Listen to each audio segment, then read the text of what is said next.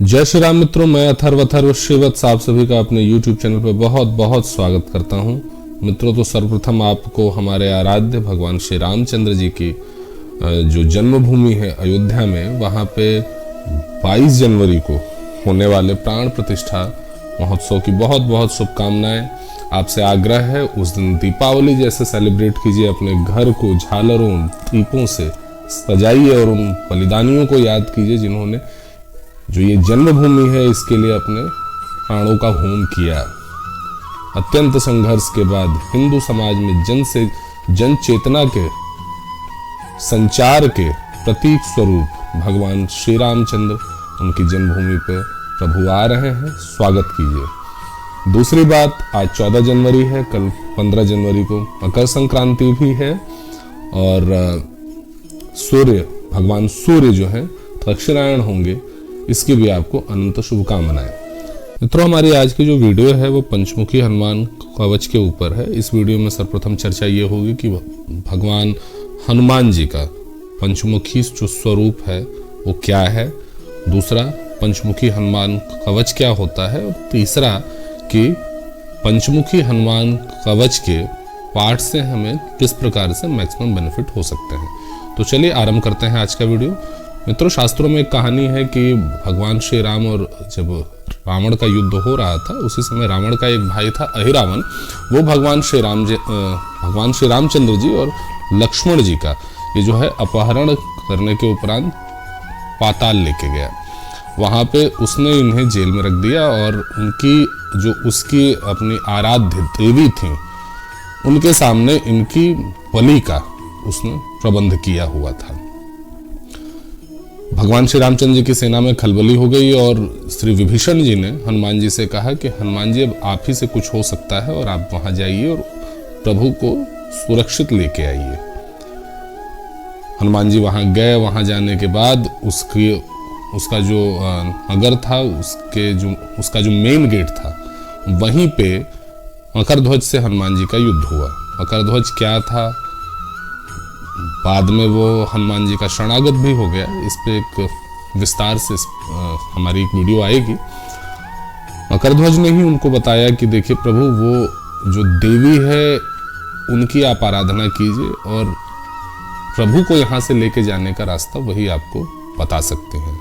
अब हनुमान जी ने देवी की आराधना की, देवी से कहा कि हे माँ, अब क्या किया जाए। तो उन्होंने कहा देखो, ऐसा है कि वो भी भक्त है, आप भी भक्त हो, जो भी भक्ति करेगा, जो भी यज्ञ हवन इत्यादि करेगा, मैं फल देने के लिए बाध्य हूं। तो उपाय यह है कि ये जो पूजा है इसको आप खंडित कीजिए। तो प्रभु ने कहा अब आप ही बताओ। हनुमान जी ने कहा देवी से कि अब आप ही बताओ जगदम्बा कि ये खंडित कैसे होगी पूजा। तो उन्होंने कहा कि ये देखिए, चारों ओर 4 दिशाओं में एक आगे दीपक जला के रखा गया था। पूजा जब चल रही थी उसके बीच में, आज के समय में भी पूजा जब चलती है तो रक्षा दीप जला के वहां पे रखा जाता है। वैसे ही 5 दीपक जला के रखे गए थे। आप उनको एक फूंक में बुझा दो, पूजा खंडित हो जाएगी और आप प्रभु श्री राम को लेके जा सकते हो। उस समय हनुमान जी महाराज पंचमुखी स्वरूप में आए। उन्होंने अपनी शक्ति का ध्यान किया और पंचमुखी स्वरूप में आए और एक ही फूंक में उन्होंने 5 जो दीपक थे उनको बुझा दिया। पूजा खंडित हुई। फिर अहिरावण युद्ध करने के लिए आया, हनुमान जी ने उसका संहार किया और प्रभु श्री रामचंद्र जी और लक्ष्मण जी को लेके वापस भूमि पे आए। ये तो हो गई कि हनुमान जी का पंचमुखी स्वरूप क्या है। अब पंचमुखी हनुमान कवच क्या है। इसमें हनुमान जी से उनके 5 जो स्वरूप हैं, आपने फोटो देखी होगी, 5 ओर के उनके एक मुंह तो उनका बीच में है, 4 जो उनके हैं वो आसपास हैं, दोनों तरफ, दाहिने और बाएं तरफ। इनकी आराधना की जाती है। इनसे अपनी जो रक्षा है इसकी प्रार्थना की जाती है। और ऐसा कहा जाता है कि पंचमुखी हनुमान कवच को जो धारण करता है, धारण करना इन द सेंस कि उसका जो पाठ करता है, 10 दिशाएं हिंदू धर्म में जो है दिशाओं की संख्या जो है 10 बताई गई है, वो चारों ओर से अभेद्य हो जाता है, किसी प्रकार से उसका अनिष्ट नहीं हो सकता है। इसका पाठ करने से घर में तंत्र मंत्र, टोना टोटका, ऊपरी हवा का चक्कर इत्यादि, आरण मोहन, स्तंभन, सम्मोहन इत्यादि किसी भी प्रकार की अगर किसी ने कुछ आपके घर पे आपके ऊपर किया है तो उसका प्रभाव समाप्त हो जाता है। ठीक है, पाठ किस प्रकार से किया जाए, तो इसका भी सेम वैसा ही है।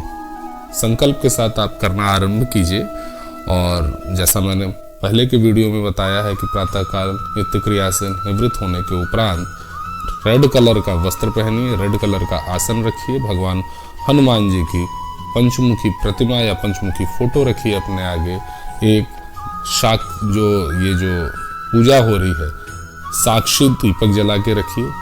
दीपक से कहिए कि आप कर्म के साक्षी हैं, मैं ये आराधना आरंभ कर रहा हूँ, आप प्रभु हनुमान जी को इसके बारे में बताइए, मेरे संकल्प के बारे में बताइए। संकल्प लीजिए।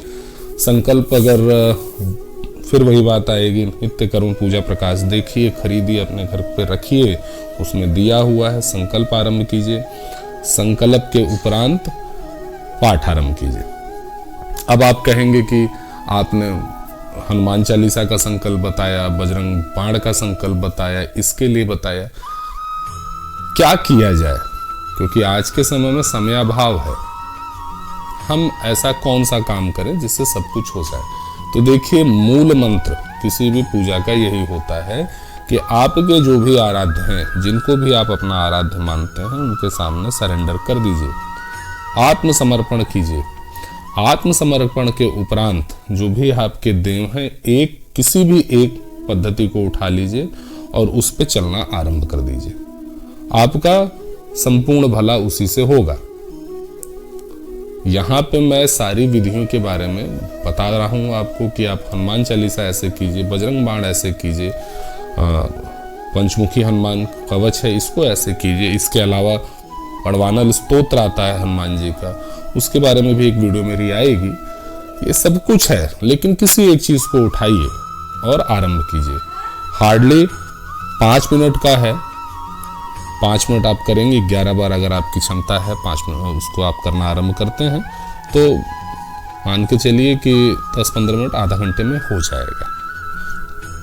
इसके अलावा मैं बार बार अपनी वीडियोस में आपसे कहता हूं कि प्रभु हनुमान जी की कोई भी साधना हो, उपासना हो, इससे पूर्व प्रभु श्री रामचंद्र जी की आराधना अत्यंत आवश्यक हो जाती है। राम रक्षा स्तोत्र का पाठ अवश्य कीजिए। नित्य कर्म पूजा प्रकाश गीता प्रेस गोरखपुर की पुस्तक है, मैं बार बार कहता हूँ उसको खरीदिए, उसमें दिया हुआ है। इसके अलावा भी गीता प्रेस से ये राम रक्षा स्तोत्र अलग से छपता भी है, हार्डली 20 रुपए की किताब होगी ये, उसको खरीद लीजिए। जितना ही ज्यादा आपको प्रभु श्री रामचंद्र जी में आस्था होगी, उनके शक्तियों के प्रति विश्वास होगा, उतना ही ज्यादा हनुमत आराधना आपकी सफल होगी। और हनुमान जी राम भक्तों की रक्षा के लिए तो छोड़िए, सेवा करने के लिए उद्धत रहते हैं। गोस्वामी जी का जीवन चरित्र आप देखिए, हर कदम पर प्रभु हनुमान जी उनके सहायक हुए हैं। हनुमान जी अत्यंत प्रसन्न होते हैं, जो भी प्रभु श्री रामचंद्र जी की आराधना करेगा उससे अत्यंत प्रसन्न होता है। तो ये जो मैंने बताया आपको पंचमुखी हनुमान कवच, इसका भी जब आप पाठ करना आरंभ कीजिए, इससे पूर्व प्रभु श्री रामचंद्र जी का पूजा कीजिए, उसके बाद राम रक्षा स्तोत्र का पाठ कीजिए, इसके बाद श्री गणेश जी की आराधना, गणेश अथर्व शीर्ष कीजिए, गणेश जी से प्रार्थना कीजिए कि मेरा जो संकल्प है निर्विघ्न पूर्ण हो। उसके बाद हनुमान चालीसा है, बजरंग बाण है, और ये हनुमत कवच, पंचमुखी हनुमत कवच, इसका आप पाठ कीजिए। निश्चित रूप से आपको सफलता प्राप्त होगी। सिर्फ आपको ये करना है कि मैंने अभी कहा ना कि अल्टीमेट सरेंडर चाहिए, मतलब पूर्ण आत्मसमर्पण अपने आराध्य के प्रति। आराध्य के प्रति अगर आप आत्मसमर्पण रख लेंगे, भाव ऐसा हो, मैं बार बार कहता हूं, भाव ऐसा होना चाहिए कि आप, जो एक हाथी की कहानी आती है कि वो एक सरोवर में स्नान के लिए गया और मगरमच्छ ने जब उसके पैरों को पकड़ लिया। तो जब तक उसके में शक्ति थी उसने युद्ध किया, उसके बाद उसको लगा कि अब कुछ नहीं हो सकता, उसके बंधु बांधवों ने उसका साथ छोड़ दिया, पत्नियों ने उसका साथ छोड़ दिया। उसके बाद वो श्री हरि विष्णु को याद किया और उस समय जो उसने प्रभु को याद करके कहा कि अब मेरा कुछ नहीं है, आप ही हो, आप ही मेरी रक्षा करो, और प्रभु नारायण विष्णु भागे आए और उन्होंने उस गजेंद्र की रक्षा की। वही भाव रखकर कोई भी पूजा अगर आपसे होती है तो निश्चित रूप से आपको सफलता प्राप्त होगी। मित्रों, आशा करता हूं मेरे द्वारा दी गई जानकारी से आप अत्यंत ही संतुष्ट होंगे। इस वीडियो से अगर आपको जरा सा भी कुछ यूजफुल प्राप्त हुआ हो तो इस वीडियो को लाइक करना बिल्कुल मत भूलिएगा, अधिक से अधिक शेयर कीजिए। अगर इस वीडियो से, इसमें बताई गई किसी चीज से किसी एक व्यक्ति को भी फायदा होता है, लाभ होता है, तो मैं अपना जीवन धन्य समझूंगा। इसके अलावा आपसे एक और प्रार्थना है। 22 जनवरी को प्राण प्रतिष्ठा समारोह है। हमारे यशस्वी प्रधानमंत्री नरेंद्र दामोदर दास मोदी जी प्राण प्रतिष्ठा समारोह में जाएंगे। वो प्रभु श्री रामचंद्र जी की प्राण प्रतिष्ठा करेंगे। आपकी राजनीतिक विचारधारा चाहे जो हो,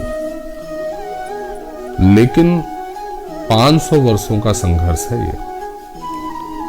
और यह जो राम जन्मभूमि का मंदिर है, ये हिंदुओं में एक चेतना स्वरूप है। सभी धर्म के जो लोग हैं उनके लिए एक पवित्र स्थान था। जो ईसाई लोग हैं उनके लिए वेटिकन है, हमारे मुस्लिम भाई जो हैं उनके लिए काबा है, मक्का मदीना। हिंदुओं के लिए ऐसा कोई स्थान ही नहीं था। ये हमारे लिए वो स्थान है। ये प्रतीक है कि सत्य सनातन धर्म अनादिकाल से रहा है और सृष्टि के अंत तक रहेगा। 22 जनवरी के दिन दीपावली जैसा सेलिब्रेशन होना चाहिए। जिस प्रकार दीपावली को लेकर उल्लास रहता है, वैसा ही सेलिब्रेशन 22 जनवरी को भी होना चाहिए। मेरी आपसे यही प्रार्थना है। झालर वालर अपने घर के निकाल लीजिए, घर में साफ सफाई कीजिए, झालर लटकाइए, घर को दीपक से, अगर मोमबत्ती और मिट्टी के जो दिए हैं इनसे सजाइए, रंगोली बनाइए। और आपके घर के जो छोटे बच्चे हों उनको ये चीज बताइए कि ये दूसरी दिवाली हम क्यों सेलिब्रेट कर रहे हैं। और जब भी समय हो आपके पास, परिवार के साथ श्री राम जन्मभूमि जाइए। बच्चों के अंदर, अपने हमारी आगे आने वाली जो जनरेशन है उनके अंदर इस चीज को बताइए कि इस स्थान के लिए हमारे पूर्वजों ने कितनी आहुतियां दी हैं, कितने युद्ध किए हैं, उसके बाद हमें ये जगह मिली है। आशा करता हूं प्रभु श्री रामचंद्र जी, श्री हनुमान जी महाराज की कृपा आप पर और आपके परिवार पर सदैव बरसती रहेगी। आपने अपना बहुमूल्य समय दिया, इसके लिए बहुत बहुत धन्यवाद।